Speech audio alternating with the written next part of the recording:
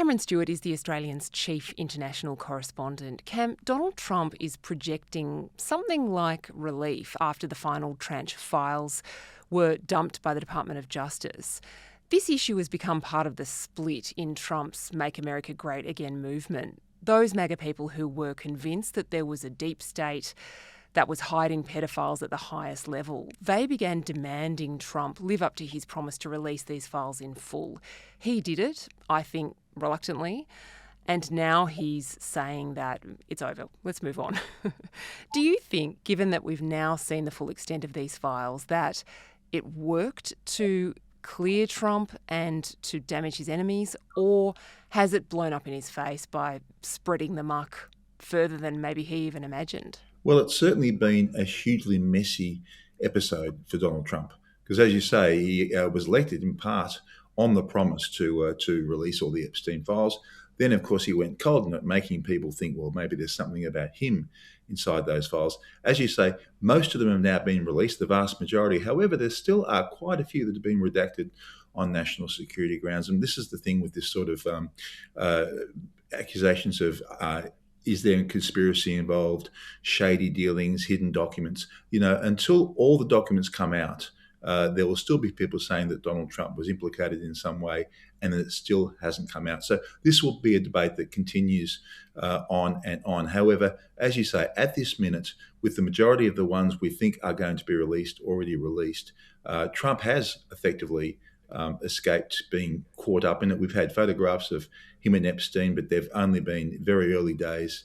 There's been no documents that suggest that he's been to Epstein's Island or has had incredible communication with him subsequent to him being convicted for child sex offences. So as far as the politics of Donald Trump goes, he is okay at the moment. I mean, he's had far worse. He had the Access Hollywood tapes in the first term. He's had Stormy Daniel accusations of affairs and many others as well. I mean, this is small beer compared to any of that, given that he hasn't been caught up in the whirlpool as many other people have been. So look, I think on balance, Trump comes out of this okay.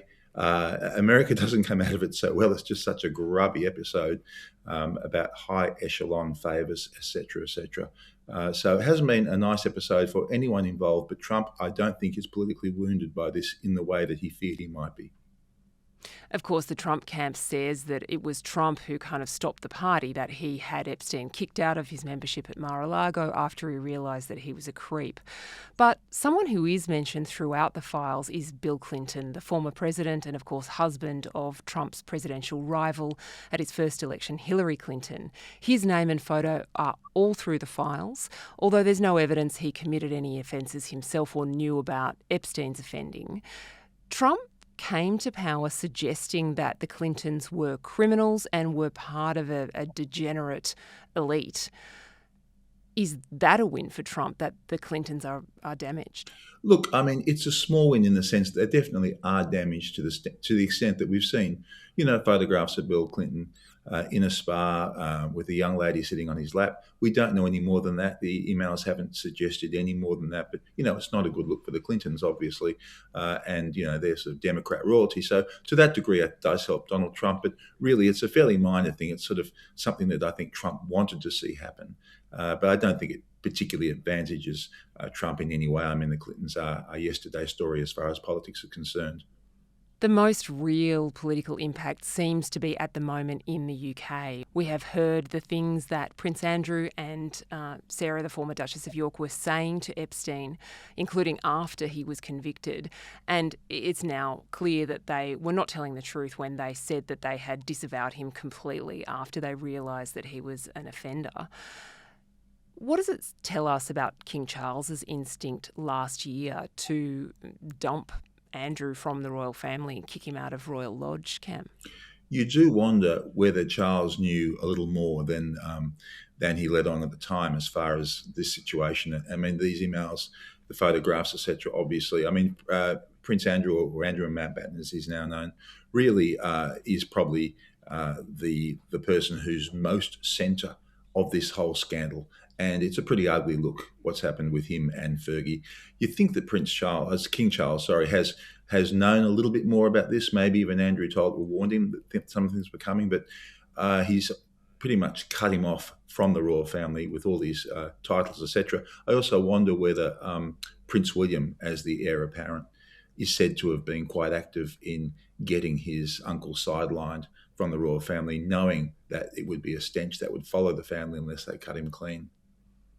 One of the most stark photographs in the Epstein files is a middle-aged man standing with a young woman. She's wearing a bathrobe, he's wearing a top and some white underpants. That is Peter Mandelson, a senior figure in the British Labor Party, a member of the House of Lords, a former minister, and someone who Sir Keir Starmer, the Prime Minister, appointed to be ambassador to Washington, D.C., to the court of Donald Trump after Starmer knew that Mandelson had had dealings with Jeffrey Epstein, although, again, there's no suggestion that Starmer knew of any offending or that Mandelson's guilty of anything. What does this mean for Keir Starmer? Keir Starmer is in trouble in relation to this scandal. There's one of two outcomes. One is very bad and one could be terminal. It's as simple as that. Starmer really has had an epic misjudgment in appointing Mandelson to as ambassador to Washington, of course, Britain's most important diplomatic post. What's now clear as a result of the latest revelations, Claire, is that he did know before he appointed Mandelson that Mandelson stayed in Epstein's New York apartment when Epstein was in jail. That is not a good look. And that he had an ongoing relationship with Epstein. Again, that's not a good look. Now, Starmer says, look, I didn't know the extent of that relationship. If I did know, I would never have appointed him, etc., etc. But even if he's right, the fact of what he did know about staying in the apartment and the relationship would surely be a red warning light. But it seems that any investigation into the question of the relationship between Mandelson and Epstein was very, very thin and almost a joke, really. And so they took a massive risk to send him in that circumstance. And guess what? It's blown up in their face. And it's a real problem for Starmer now because he's got very little reserves left as far as his support within the Labor Party. He's in free fall in the polls. This could not have come at a worse time. And it's not going to go away quickly because Mandelson is now being criminally investigated. So you can imagine this is a story that's going to drag off and haunt Starmer for quite a long time. You were living in the United States, Cam, as our Washington, D.C. correspondent, travelling all over the country. While this sort of conspiracy movement was rising, QAnon, which convinced a lot of people that there were dark things going on involving sexual offences against children at the highest levels. And a lot of that is obviously nonsense. You know, there were theories about pizza shops where people were being tortured and so on. But now that we see that actually there was a network of very wealthy people who, at the very least, were friends with someone who was committing child sex offences and was in a very dark place. What does that tell you about America's political elite at that time? They're pretty shocking revelations in the sense that, of course, you know, that it doesn't involve conspiracies. I mean, the MAGA crowd was not quite on the money there. It doesn't involve dark conspiracies, secret rooms, etc., etc. But what it does show is a privileged elite revolving, if you like, around one man who created this whirlpool of connections. I mean, he was obsessive. Epstein was obsessive about networking connections, created this sort of group of very privileged men, brought them in so they could fraternize with young girls. And what is extraordinary, Claire, is just these high-profile names that we saw across the files, people who must, A, have obviously had a moral bypass in getting involved, but B, extraordinarily assumed they would not get caught. And, you know, it's all coming out now. But this incredible confidence with which they participated in these events, and we talk about, you know, Prince Andrew and a whole bunch of other people, Bill Gates, etc., being named in the files.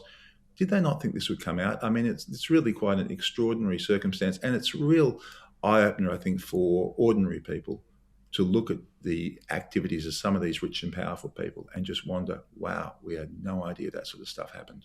It's sort of this idea of sex as a kind of corporate bonding activity or as a group sport. I mean, until now, we've thought about that as something that rugby league teams do when they're away on camps. You know, did it surprise you that that senior men, senior in politics and business, would even be interested in that? Or am I a bit naive here? That's a good question. I just am more surprised, I think, that they thought they'd get away with it. It just seems really such a curious case that they wouldn't have thought that some people involved would not talk, and I mean, iPhones are ubiquitous everywhere in the world. I mean, there wouldn't be photographs. It just seems extraordinary to me, and I guess that shows that they were in such a rarefied bubble. Didn't even think of those things, and much less, as I say, the terrible morality of being involved in that. It's really a double whammy. And look, I just think it's obviously very fascinating. I mean, readers and listeners of media throughout the world cannot get enough of the Epstein files because they're just extraordinary. Every day something else is turning up, and you see another name.